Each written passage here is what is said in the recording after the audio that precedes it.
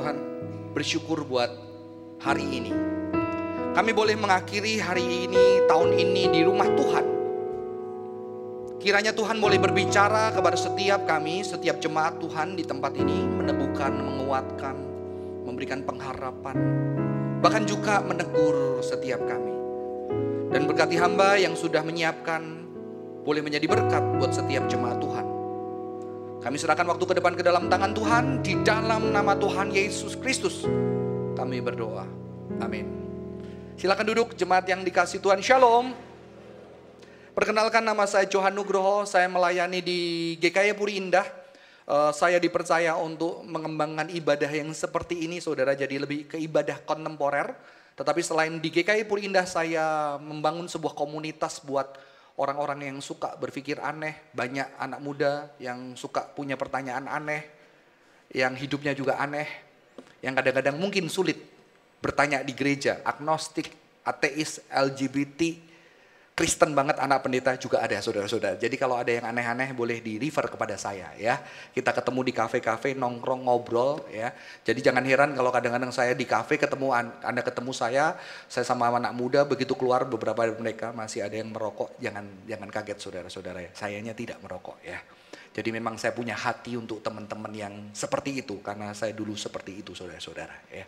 Hari ini saya diberikan tema pemberian yang berharga. Mari kita buka Yohanes 15 ayat 25 sampai 27. Saya akan bacakan buat setiap kita. Yohanes 15 ayat 25 sampai 27. Tetapi firman yang ada tertulis dalam kitab Taurat mereka harus digenapi. Mereka membenci aku tanpa alasan. Jikalau penghibur yang akan kuutus dari Bapa datang, yaitu roh kebenaran yang keluar dari Bapa, ia akan bersaksi tentang aku. Tetapi kamu juga harus bersaksi karena kamu dari semula bersama-sama dengan aku. Saudara-saudara, ketika kita memikirkan domba yang hilang, orang yang terhilang, kadang-kadang kita langsung terpikir itu adalah orang yang di luar gereja. Bukan orang percaya atau bukan orang Kristen. Dan mungkin banyak orang Kristen akan mengatakan, oh mereka tempatnya di neraka. Sementara kita yang di gereja, kita sudah di surga, saudara-saudara. Maka kita perlu datang kepada mereka untuk memberitakan kabar surga kepada mereka. Saudara-saudara, ternyata ketika saya meneliti, justru ketika surat Yohanes ini ditulis, domba yang hilang adalah orang Kristen. Mengapa? Kalau kita melihat kitab Matius dan Yohanes berbeda. Matius kita lihat gambaran terhadap Yahudi masih sangat positif. Tetapi kalau kita membaca kitab Yohanes, maka kita akan melihat seolah-olah Yohanes begitu ada perpecahan antara Yahudi dan Kristen. Saudara tahu, seorang ahli mengatakan bahwa, Raymond Brown mengatakan, tahun 80 dan 100 banyak orang-orang Kristen dibuang dari keyahudian. Artinya apa, saudara-saudara? Bagi orang Yahudi, orang Kristenlah domba yang hilang dari kawanan Israel. Karena mereka tersesat dengan ajaran yang berbeda. Mereka tidak stick kepada tradisi Yahudi. Mereka adalah domba-domba yang hilang.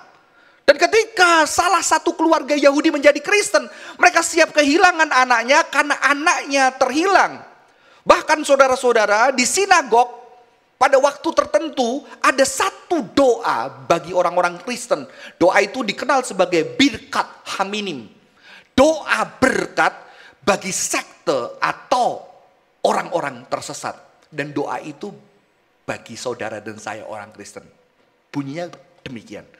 Biarlah orang Nasrani dan sekte-sekte yang sesat itu binasa saat ini juga di dalam waktu cepat. Biarlah mereka dihapuskan namanya dari kitab kehidupan dan tidak dituliskan namanya bersama dengan orang-orang saleh. Jadi di dalam pemikiran Yahudi pada masa itu, orang Kristen yang harusnya binasa kekal neraka karena mereka tersesat. Jadi ada doa birkat haminim. Saudara-saudara, tidak mudah menjadi orang Kristen pada masa itu. Lu neraka lu. Padahal Anda bertumbuh di dalam keyahudian sejak muda. Anda mengerti dan tahu-tahu pemimpin agama Anda, teman-teman Anda, orang-orang yang Anda hormati akan mengatakan, kamu neraka karena kamu sudah percaya Yesus. Kamu akan ada penghukuman kekal. Namamu tidak tercatat, saudara-saudara. Dan di sini saya justru melihat keindahan. Yohanes 3 ayat 16 mengatakan apa? Karena begitu besar kasih Allah akan dunia ini sehingga dia mengaruniakan anaknya yang tunggal, yaitu Yesus Kristus, supaya yang percaya kepadanya tidak binasa tetapi beroleh hidup yang kekal. Justru ayat itu bukan untuk kita ngomongin, hei orang yang gak percaya Yesus itu masuk neraka, lu gak kekal. Ayat itu adalah menghibur orang-orang Kristen yang dikatain bahwa lu binasa dan lu akan di neraka habis. Saudara-saudara, maka jangan jadi orang Kristen yang neraka-nerakain orang lain. Ya, justru ayat itu mengatakan, nggak apa-apa kamu percaya Yesus, dikatakan kamu akan binasa kekal, nggak, akan ada kehidupan kekal. Itu adalah sebuah penghiburan kepada orang-orang Kristen yang terbuang dari agamanya. Mungkin kalau agama gampang. Tapi saudara, pada masa itu agama berbicara keluarga. Agama berbicara ras, suku.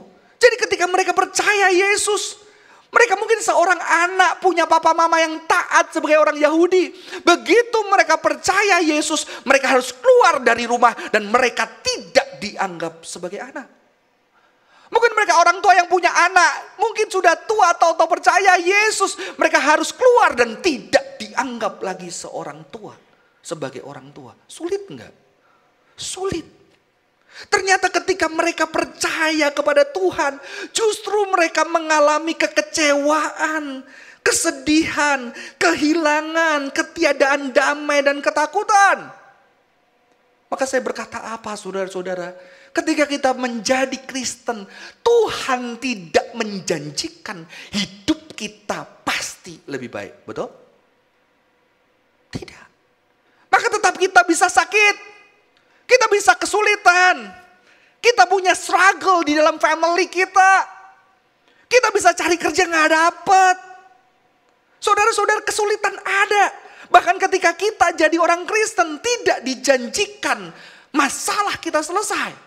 Maka Tuhan mengatakan dia Immanuel, Allah yang beserta. Allah yang beserta bukan berarti Allah yang pasti akan menyelesaikan semua masalah kita. Betul? Tapi dia beserta. Banyak gak masalah hidup kita yang gak selesai? Banyak. Tapi istri kita kok mau terus sama kita ya? Ya? Kok suami kita tetap mau? Masalah banyak gak selesai, datang terus. Tapi masih untung ya, ada suami atau istri yang bareng. Immanuel, Allah yang beserta. Mereka mengalami kesedihan, keterpisahan, kehilangan. Saudara, mungkin kita perlu bayangkan ketika ada seorang anak yang orang tuanya gak mau lihat dia. Gimana perasaannya? Saya berjumpa orang anak yang menikah dengan pilihannya dan akhirnya papa mamanya tidak menyetujui, pernikahannya tidak datang. Dan itu melukai sekali. Ketika dia memutuskan, dia pikir dia bisa siap. Tapi ketika menjalani 1-2 tahun dengan orang tua yang tidak mau berjumpa, sakit banget. Dan ada sukacita yang besar ketika akhirnya dia punya anak, orang tuanya mau datang, saudara-saudara. Ini mereka alamin. Ketika percaya Yesus, mereka gak bisa ketemu lagi. Mereka mungkin lewat depan rumahnya, tapi tidak ada orang yang membuka dan tidak ada orang yang mau pandang wajah mereka. Saya berjumpa orang tua yang anaknya saking kecewanya tidak mau melihat orang tua itu. Dan ternyata ketika saya tanya bagaimana perasaan Bapak, Bapak itu mengatakan, walaupun anakku gak mau berjumpa dengan aku tidak pernah bisa membenci anakku. Aku seperti merasakan cintanya Tuhan yang tetap cinta dan aku tidak bisa nggak mencintai saudara-saudara. Saudara-saudara, ini dialami oleh orang-orang Kristen ketika mereka percaya Yesus. Ketika Injil Yohanes ini dituliskan saudara-saudara. Dan di dalam konteks kesedihan ini Tuhan menjanjikan roh penghibur. Ya. Ketika mereka membaca teks, Yesus pergi mematikan roh penghibur. Berarti roh penghibur dulu yang sudah datang ketika Yesus sudah bangkit. Mereka membaca teks lagi, oh ada roh penghibur, roh kudus yang dijanjikan Tuhan yang sudah datang. Untuk menghibur orang-orang yang berduka, yang tertolak seperti Yesus. Maka ketika mereka membaca Alkitab, melihat Yesus tidak ada tempat di rumah keluarga Daud, di rumah Bethlehem, kotanya Yusuf, mereka akan deket. Oh iya, aku juga gak ada tempat di rumahku lagi. Maka saya melihat Natal itu cukup menyedihkan sebetulnya, saudara-saudara. Tapi di sini Tuhan menjanjikan roh penghibur, roh penghibur di tengah segala kesedihan. Kalau dia senang-senang, saudara-saudara, aku hibur kamu ya. Ngapain lu sakit ya? Gue gak butuh dihibur. Kalau ada teman kita habis dapat undian, habis dapat berkat, masa kita datang, aku hibur kamu ya. Duit gue banyak, lu yang gue hibur kali. Tapi mereka sedang sedih. Maka Roh Kudus, roh penghibur itu dijanjikan Tuhan kepada mereka. Saudara-saudara, sesuatu yang menarik dikatakan di Yohanes 16 ayat 33. Semuanya itu kukatakan kepadamu supaya kamu beroleh damai sejahtera. Pasti hidup mereka gak ada damai, betul? Tapi Tuhan mengatakan, aku janjikan dan aku katakan ini supaya kamu beroleh damai sejahtera di dalam aku. Di dalam dunia kamu menderita penganiayaan, tetapi kuatkanlah hatimu, aku telah mengalahkan dunia. Jadi Tuhan mengatakan apa? Kamu ada damai sejahtera di tengah kesulitan yang berat. Di tengah pergulatan yang berat, ada damai sejahtera. Bisa bayangin gak? Diusir pergi sama orang tua, diusir sama anak, gak dianggap lagi sama saudara. Terus Tuhan mengatakan ada damai sejahtera di dalam dirimu. Damai sejahtera apa? Saudara, kata shalom atau damai sejahtera, mungkin kata salam dari itu, assalam dari itu, shalom aleihim, ya. Dari kata itu saudara-saudara, artinya damai sejahtera atasmu. Itu arti katanya adalah utuh. Utuh. Nggak ada perpecahan. Nggak ada kertaan. Kalau dia hancur, diutuhkan. Itu shalom. Ya.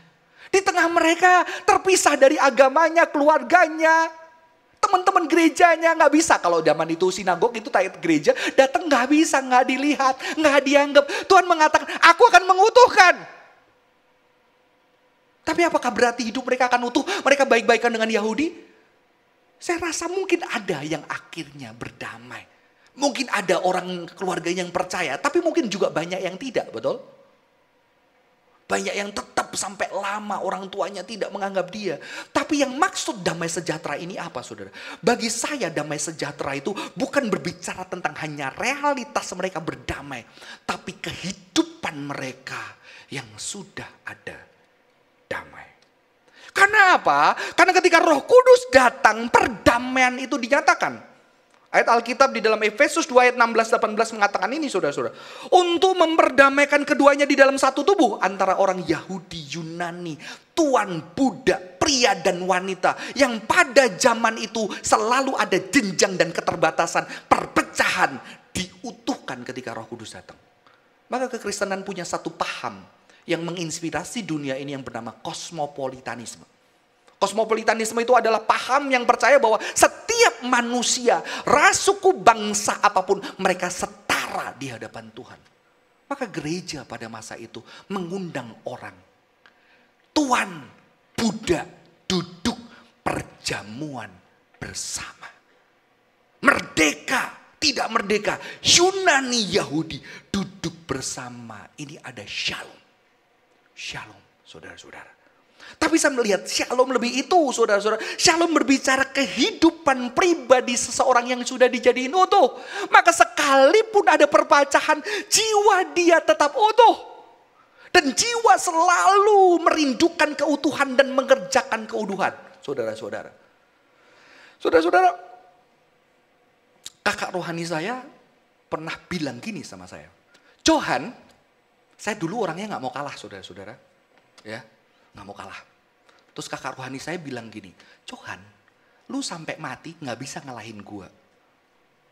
Saya bilang ini sombong banget ya, tambah pengen ngalahin saya, saudara-saudara. Darah muda ya. Kurang ajar, kamu belajar filsafat, gue belajar filsafat, belajar doktrin gitu ya. Kok gak bisa? Tapi dia terus tambah satu kata, kamu tahu kenapa kamu gak bisa ngalahin saya? Saya diem aja. Terus dia jawab, satu jawabannya, karena saya gak bersaing sama kamu. Sense ya. Saya dulu nggak ngerti. Setelah saya semakin 30-40, ngapain lagi hidup bersaing? Dulu pengen jadi hebat. Wah, pengen keliling Indonesia naik pesawat. Saya sampai ke satu titik, seminggu bisa 2 kali naik pesawat, saudara-saudara. Serem. Kalau goyang, anak gue nanti gimana kalau gue mati, gitu kan. Capek banget, kelihatannya keren ya. Capek, saudara-saudara. Cari apa lagi?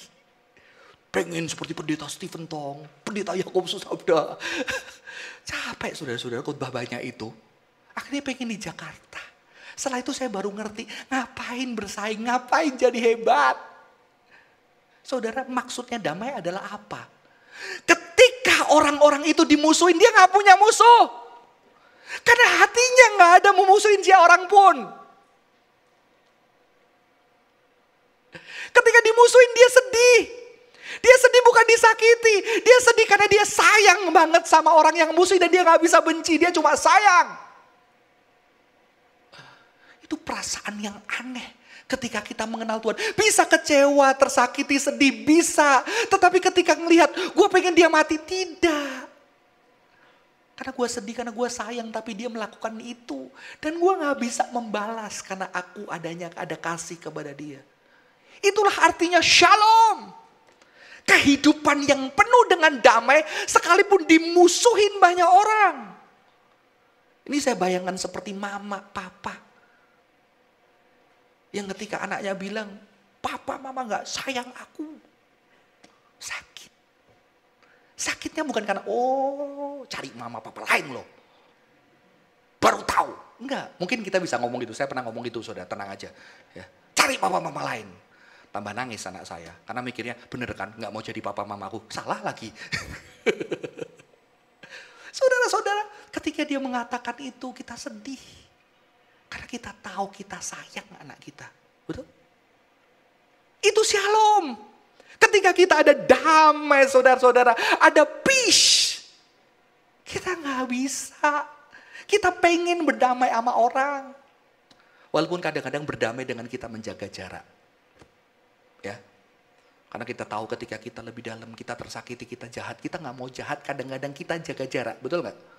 Udah nggak ketemu orang di gereja, kalau kita lihat dia pengen nonjok, saudara. Saya hamba Tuhan pernah, kesel banget gitu ya. Akhirnya saya sayang tapi saya nggak mau nonjok kan. Aduh gimana Tuhan, saya perlu ada jarak. Karena jarak itu yang membuat saya bisa mencintai dia. Ketika mau ketemu, saya perlu bertapa doa. Saya bisa 1 jam, saya give the best. Karena saya manusia yang terbatas. Saudara-saudara. Kadang-kadang orang anakmu perlu jarak, bukan gak sayang sama kamu. Sekolah dari luar negeri, udah biasa bebas. Makan, gak tidur, terserah mereka. Begitu pulang, udah makan jam 6. Rezekimu dipatok ayam. Akhirnya dia sayang sama kamu tapi dia marah. Sengaja pengen keluar negeri lagi. Bukan apa, saya biasanya ngomong sama anak muda. Kamu bukan pengen keluargamu, kamu sayang tapi kamu udah jadi dewasa. Perlu jarak. Gak usah keluar negeri, kamu pindah sedikit lebih jauh aja.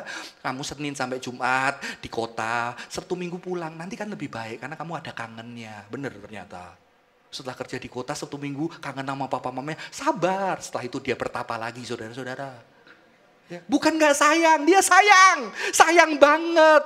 Dan begitu dia sayang tapi dia udah jadi gede, udah gak diurusin. Saya tahu juga mama papanya sayang. Anak walaupun punya anak, tetap anak. Ya kan? Walaupun pendeta, tetap anak saudara-saudara. Jadi saya kalau di rumah saya gak jadi pendeta, anak. Ya. Ada sayang yang besar, ada Roh Kudus saudara-saudara. Yang menyatukan, yang membuat damai. Damai yang besar sehingga walaupun ada orang musuhin gak bisa. Ada seorang di Afrika tanya kepada Nowen. Nowen, aku gak bisa maafin pembunuh-pembunuh itu. Keluargaku dibantai sama pembunuh itu semua. Aku gak bisa mengampuni. Kamu khotbah mengampuni, aku gak bisa Nowen. Aku gak mampu. Aku kecewa, aku sakit karena orang-orang yang kucintai mati semua di tangan suku itu. Nowen cuma bilang, kamu pengen pembunuhmu itu semua mati sengsara? Dia bilang, enggak. Sudah banyak orang yang meninggal. Nowen bilang, you are on the path of forgiveness. Kamu sudah di dalam tahap tahap perjalanan mengampuni. Saudara-saudara, itulah shalom. Shalom yang dijanjikan Tuhan di dalam kehidupan saudara dan saya. Dan shalom ini nyata, saudara-saudara. Shalom ini nyata dirasakan dengan tubuh, bukan hanya visual, bukan hanya konsep, saudara-saudara, tapi nyata. Karena apa? Karena ketika murid-murid merasakan damai, dia ngerasain yang nyata. Dia ngerasain tuh, saya percaya ketika Yohanes, Petrus, ya kan? Ketika ketemu Yesus, Yesus lihat wajah mereka. Ketika Petrus yang sudah mengkhianati, ketika Yesus bangkit dia datang. Ketika Thomas yang gak percaya, ketika Yesus datang. Saya percaya Thomas itu gak percaya bukan karena gak mau percaya. Cuma kadang-kadang gereja kan pakai Thomas. Ayo kamu gak percaya kan Thomas. Padahal Thomas itu kecewa, dia pengen Yesus bangkit. Tapi ternyata Yesus gak bangkit. Makanya dibilang, Yesus bilang enggak sebelum aku nunjukin jariku. Gue gak percaya. Itu tanda kekecewaan karena cinta, saudara. Akhirnya Yesus datang, Thomas, ini aku. Kita mau masuk, Thomas lu gak percaya, kaplak lu. Enggak, saudara-saudara, Thomas ini aku. Akhirnya Thomas, oh guru, penuh cinta.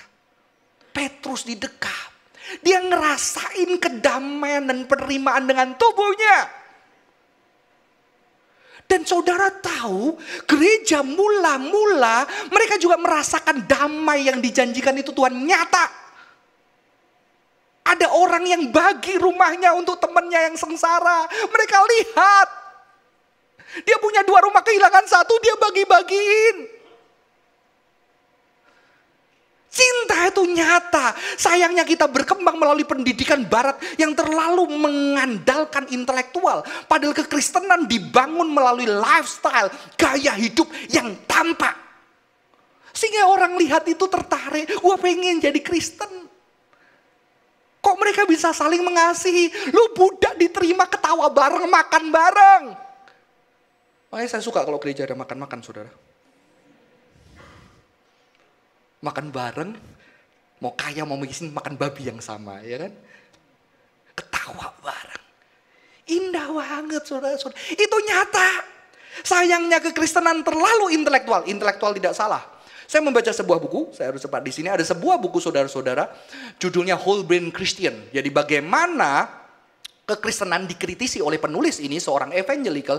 Dia mengkritisi Kristen terlalu pakai otak kiri. Otak kanan enggak. Kiri itu logical, theological, yang logis. Kanan itu perasaan, visual, emotion.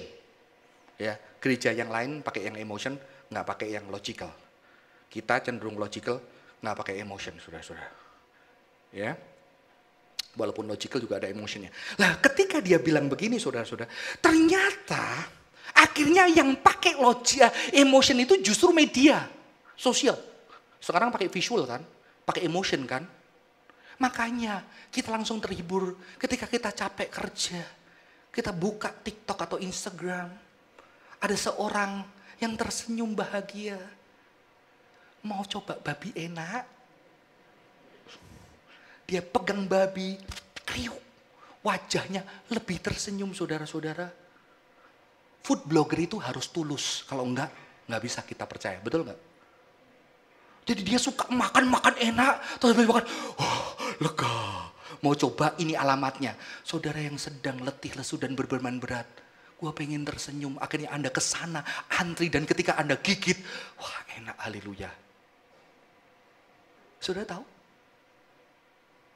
Kita kalau di gereja jangan lihat Tuhan, jangan lihat orang, lihat Tuhan aja. Saya sudah gak suka kata-kata itu.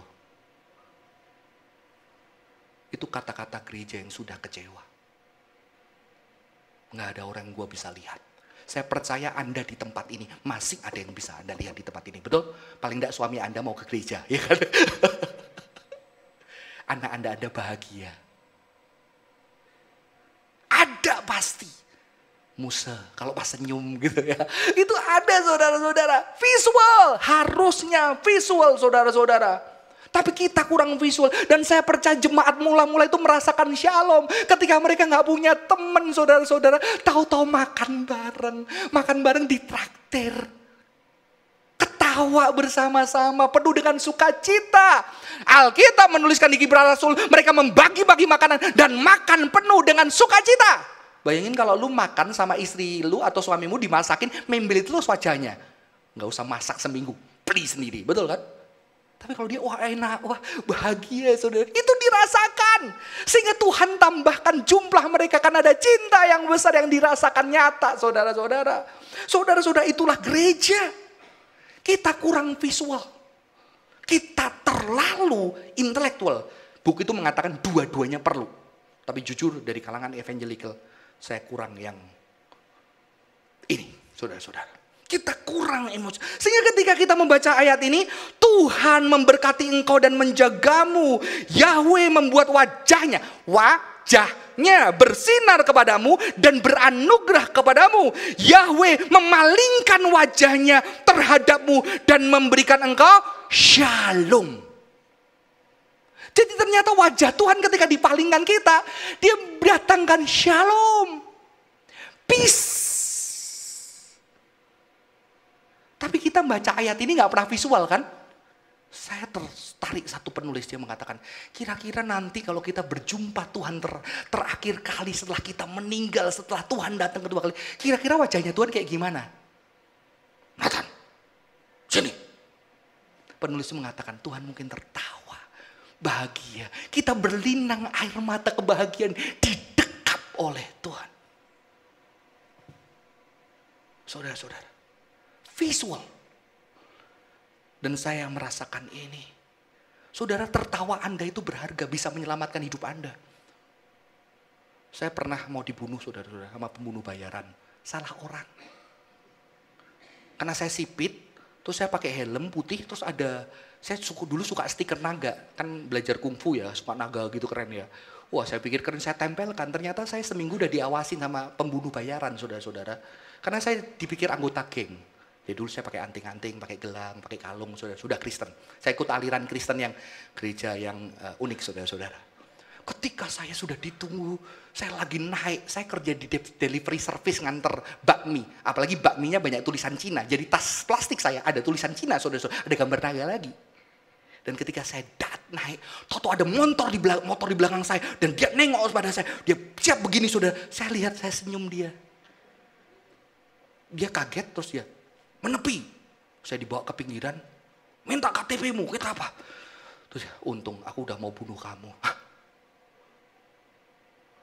Saya delivery service restoran noodle. Gara-gara senyum. Saya cerita mama saya, "Ma, gue hampir mati, Ma. Untung gue senyum."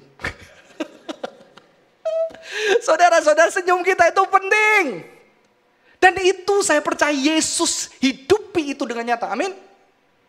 Maka ketika dia lihat murid-murid, pasti tertawa, bahagia, bersuka cita. Bisa minum wine bareng sama murid-murid, saudara-saudara. Tertawa. Kalau orang Yahudi pesta, nari. Betul? Saya percaya Yesus menari. Ya, saya percaya itu. Maka anak kecil bisa datang, Yesus. Kalau Yesusnya, nggak mungkin datang, saudara-saudara. Dipeluk. Waktu dipeluk mungkin Yesus ingat, dulu waktu aku bayi, waktu kecil di bawah 2 tahun banyak anak mati.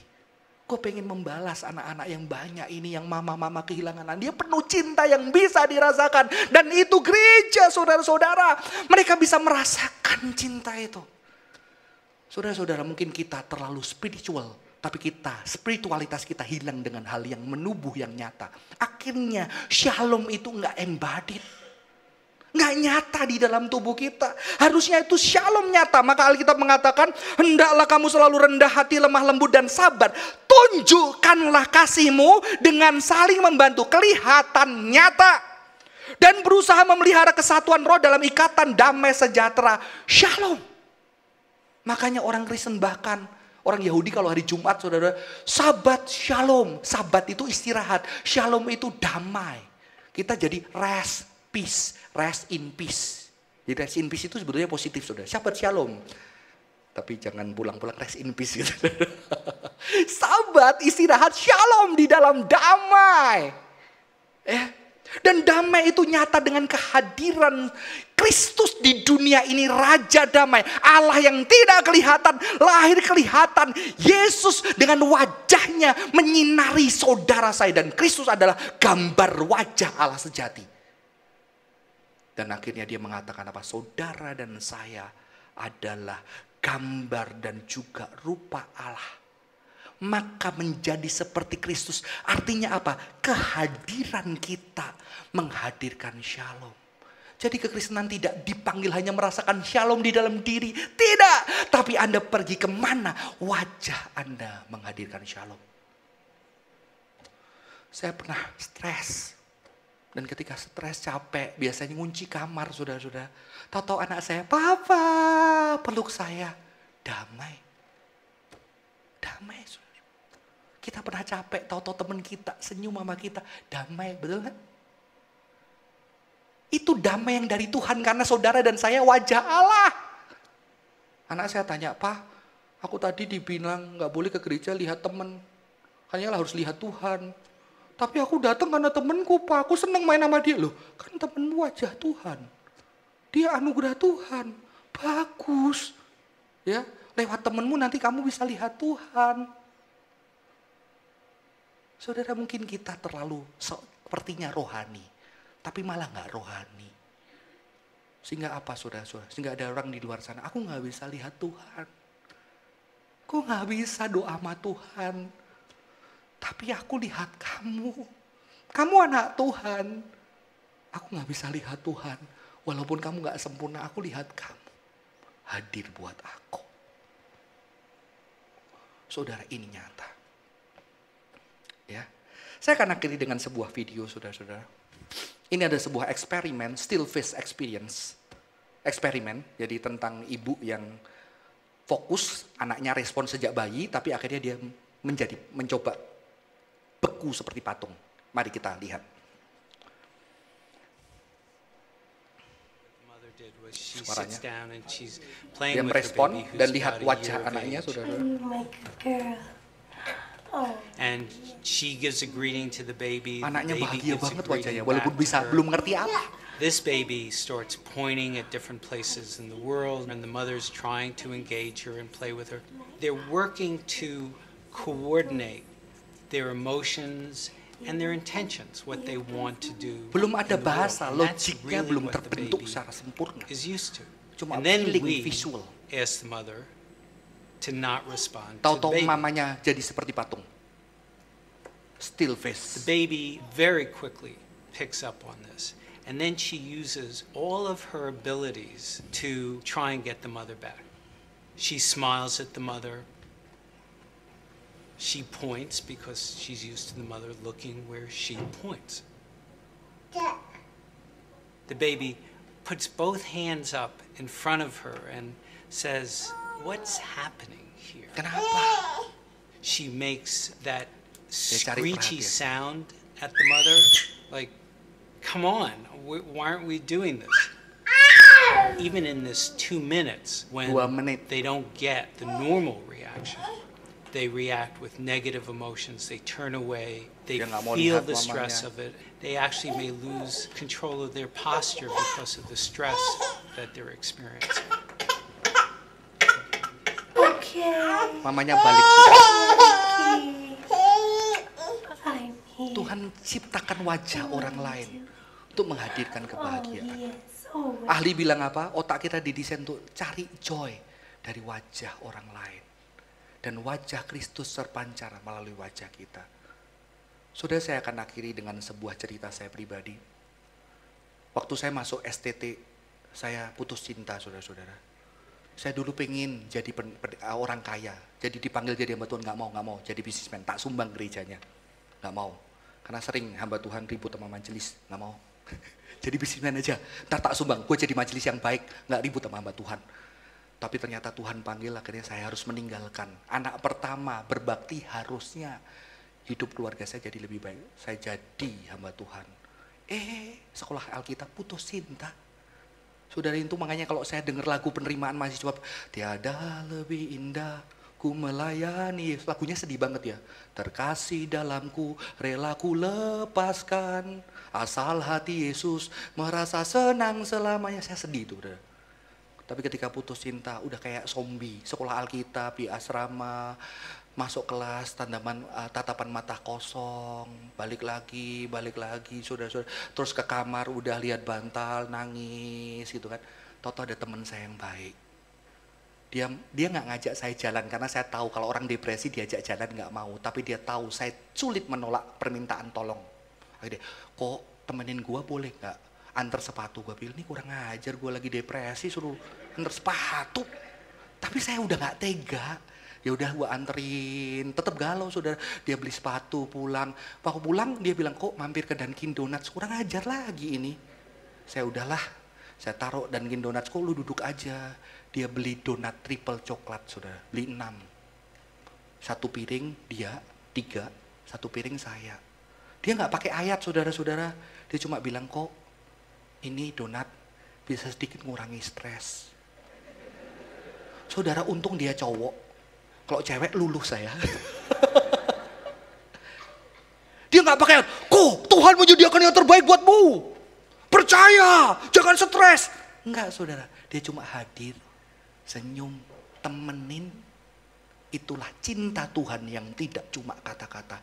Dia jadi manusia, hadir bersama penderitaan manusia.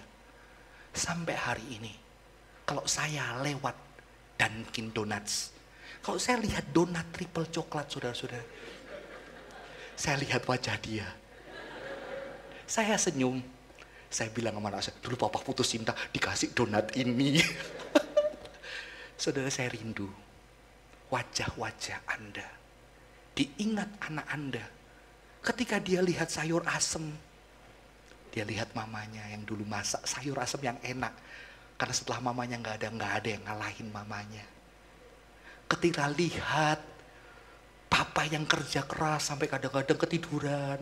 Ketika dia lihat orang ketiduran, dia lihat papanya kerja keras buat aku. Sampai ketiduran. Sehingga damai itu tetap menyertai anak-anak orang yang kita cintai sekalipun bahkan kita tidak ada. Amin. Nyata. Bahkan mungkin ketika dia divorce, atau dia datang ke gereja, gue ingat ketika aku di gereja gak ada orang yang lihat aku. Tapi ada temanku yang gak nanyain, lu divorce kenapa, lu gak konseling. Dia cuma datang, yuk makan, yuk apa. Dan dia lihat wajah Anda. Amin. Biarlah shalom, damai dinyatakan bagi Anda dan saya. Mari kita tundukkan kepala. Saya minta pianis boleh memainkan lagu sebelum firman. Mengiringi kita di dalam saat teduh kita. Mari kita tundukkan kepala kita. Saudara, mari kita ingat orang yang pernah menghadirkan shalom, dipakai Tuhan. Wajah orang itu ketika tersenyum, mungkin papa, mama, saudara, sahabat, teman. Ketika engkau terpuruk, dia datang, dia tersenyum buat engkau. Itu cara Tuhan menunjukkan cintanya dan damai sejahteranya. Karena mereka juga ciptaan Tuhan. Mari bersyukur kepada Tuhan. Tuhan, terima kasih buat wajah itu. Ketika aku sedih, ketika aku berat, wajah itu yang membuat aku sampai hari ini ada. Mungkin wajah itu yang mengenalkan kau akan Tuhan. Wajah itu yang tetap melihat engkau berharga sekalipun mungkin kau merasa orang lain tidak melihat engkau berharga. Bersyukur buat wajah itu. Saudara-saudara, kalau kita hari ini datang bersama keluarga kita, anak kita, istri kita, mungkin kita boleh pegang tangan anak, istri, atau pundaknya. Kalau kita yang sendirian, kita boleh bayangkan keluarga kita yang jauh. Dan marilah kita berjanji tahun depan, saudara-saudara. Saudara tidak harus terlalu tersenyum, karena kadang-kadang saudara yang harus menangis dan senyum dari orang-orang yang lain yang menghiburkan wajah Anda. Tapi kadang ada yang menghiburkan dengan senyum Anda. Mari kita berjanji tahun depan, mungkin aku bisa menyakiti keluargaku, istriku, anakku. Kau boleh pegang tangannya, pegang pundaknya, atau anak-anak akan menyakiti papanya. Tetapi juga kamu bisa menghadirkan cintanya. Yang ketika mereka nanti melihat wajahmu, fotomu, atau melihat sesuatu, mereka bersyukur kepada Tuhan. Mereka punya alasan hidup. Mereka merasakan cinta dari engkau. Suatu hari wajahmu akan diingat. Seperti saya mengingat wajah almarhum papa mama saya. Mereka pernah menyakiti saya. Tapi berapa kali mereka membuat saya tertawa, membuat saya menangis bahagia. Karena saya merasakan cinta Tuhan melalui mereka. Nanti wajahmu akan diingat sahabatmu, diingat temanmu, diingat keluargamu. Bahkan diingat karyawanmu. Ketika engkau ada, mereka bersyukur. Mereka pernah punya bos, punya teman. punya bahkan bawahan atau rekan kerja seperti Anda. Dan biarlah mereka merasakan damai Tuhan melalui saudara dan saya. Terima kasih buat hari ini. Terima kasih buat cintamu. Biarlah kami boleh menghadirkan shalom itu dari kehidupan kami. Bukan hanya itu, kadang kami berat, tapi ketika kami berat, biarlah kami menerima shalom yang dihadirkan mulai sesama kami, keluarga kami, rekan kerja kami. Sehingga damai yang melampaui segala akal bisa dinyatakan melalui kami dan bisa dinyatakan kepada kami. Berkati jemaat Tuhan, keluarga-keluarga di dalam pergumulan. Kalaupun ada pergumulan yang berat, kehadiran wajah keluarga sesama itu yang membuat kami bisa bertahan setiap harinya Tuhan, untuk terus menjalani ini dan menjalani perjalanan hidup kami. Terima kasih Tuhan, berkati tahun 2024. Kami serahkan semua dalam tangan Tuhan, di dalam nama Tuhan Yesus kami bersyukur dan berdoa. Amin. Tuhan Yesus memberkati saudara.